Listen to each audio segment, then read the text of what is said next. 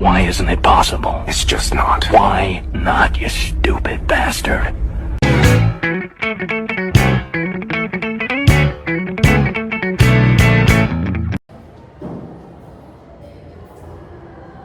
Huh? Oh, ini. Assalamualaikum warahmatullahi wabarakatuh. Perkenalkan, nama saya Raditya Budiman Syamanulang, NIM 2304590 dari Teknik Logistik B. Halo, perkenalkan saya Rasya Jaya Nugraha dengan NIM 2305155 dari Program Studi Teknik Logistik B.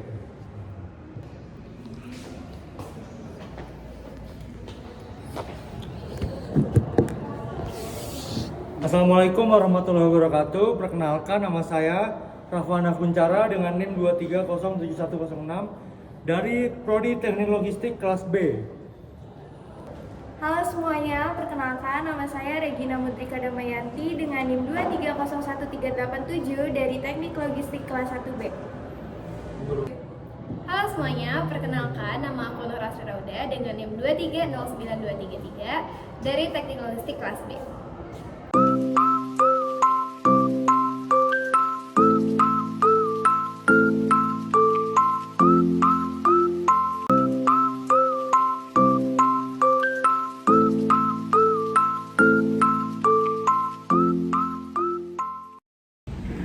Sistem hidrolik merupakan suatu bentuk perubahan atau transmisi daya dengan menggunakan media penghantar berupa fluida cair untuk memperoleh daya yang lebih besar dari daya awal yang telah dikeluarkan.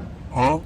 Fluida diubah tekanannya oleh pompa hidrolik yang kemudian diteruskan ke komponen silinder kerja melalui pipa-pipa saluran atau katup-katup. Sistem hidrolik sendiri dapat digunakan dalam berbagai bidang, mulai dari properti hingga otomotif, dan memiliki beberapa keuntungan seperti mampu memindahkan tenaga besar hanya dengan menggunakan komponen yang relatif kecil, dapat memerlukan bagian dengan tingkat presisi yang sangat tinggi, dan dapat dipindahkan ke arah kebalikan atau reversible, serta self-lubricating sehingga usai pakai bisa menjadi lebih panjang. Contoh dari alat otomotif yang menggunakan hidrolik yaitu adalah alat yang pada materi ini kita bahas, forklift.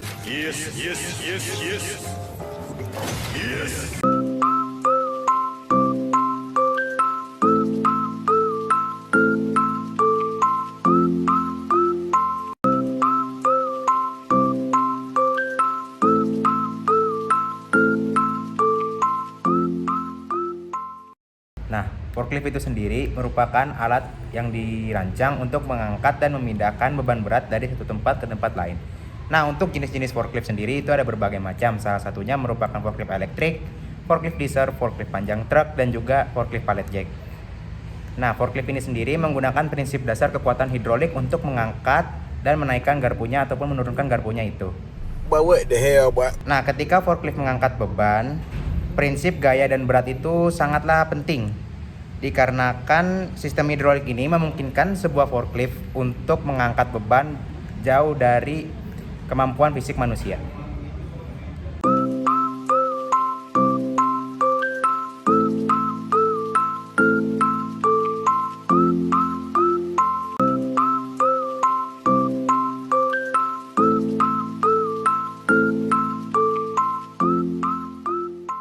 Masuk kepada pembahasan berikutnya yaitu mengenai hukum Pascal. Jadi hukum Pascal adalah salah satu hukum yang menjelaskan tentang bagaimana tekanan yang diterapkan pada cairan dalam wadah tertutup dapat merambat dengan sama kuatnya ke segala arah dan setiap titik dari wadah tersebut.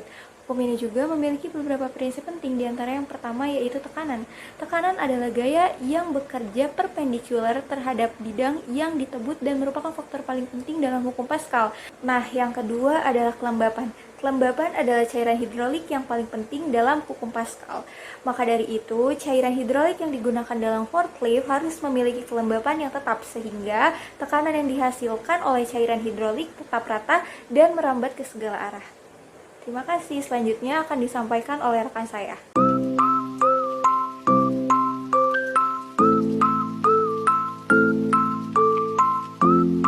NIM 2307106 dari Prodi Teknik Logistik.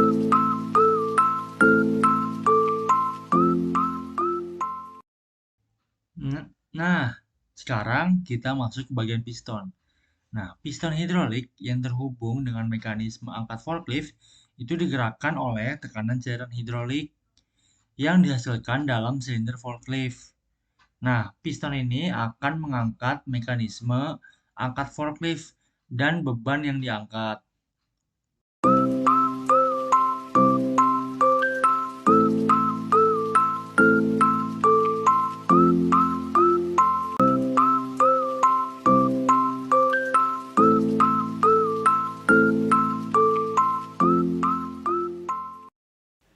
Kesimpulannya adalah, gerakan forklift terjadi ketika piston hidrolik mengangkat mekanisme angkat forklift dan beban yang diangkat. Gerakan ini terjadi karena tekanan cairan hidrolik yang dihasilkan dalam silinder hidrolik mengambil atau melepaskan piston hidrolik. Dengan memahami prinsip-prinsip hukum Pascal dalam konteks forklift, kita dapat memahami bagaimana forklift mengangkat beban dengan menggunakan gaya hidrolik dan tekanan cairan hidrolik yang dihasilkan dalam silinder hidrolik.